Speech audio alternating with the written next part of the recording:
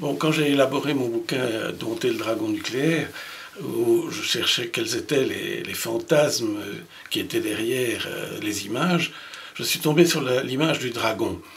Et sur un livre que mes enfants avaient il y a de nombreuses années, qui s'appelle « Le gentil dragon rouge », c'est l'histoire d'un dragon qui terrifie tout le monde jusqu'au jour où un vieux professeur arrive à convaincre l'animal de souffler ses flammes dans une machine qui va produire de la chaleur et de l'électricité.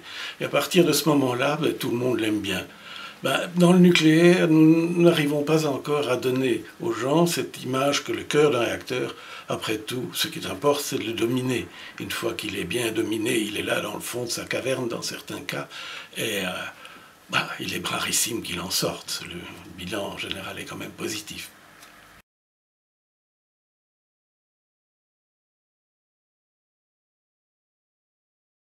Je crains que malgré tous nos efforts d'information en milieu nucléaire, la majorité de la population reste inquiète. Si on demande « voulez-vous que le nucléaire continue ou ne continue pas ?», les expériences montrent qu'on a quand même, en général, une opinion positive d'une petite majorité de la population parce qu'elle se rend compte qu'il est difficile actuellement de s'en passer. Mais il reste derrière ça tout de même une crainte profonde de cette technique.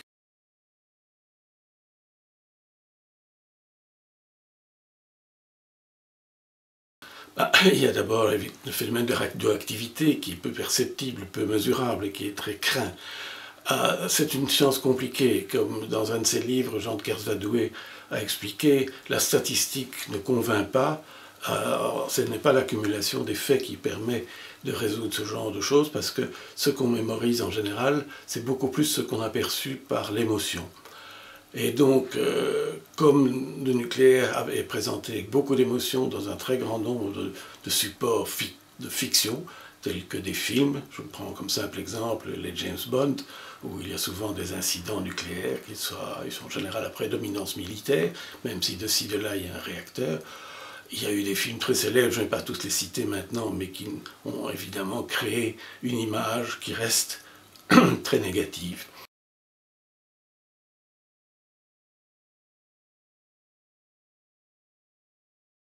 C'est évident qu'on vient de voir la sortie du film Pandora's Promise, où il y a ce genre de personnes qui ont été très actifs dans les milieux anti-nucléaires écologistes et qui maintenant rejoignent d'une façon parfois modérée, mais tout de même acceptent la présence du nucléaire.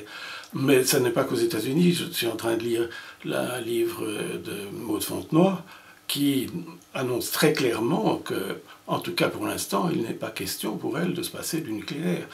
Donc, même Nicolas Hulot avait quand il a sorti son programme, avait une position assez modérée sur le nucléaire du futur, la fameuse 4e génération sur laquelle on travaille maintenant.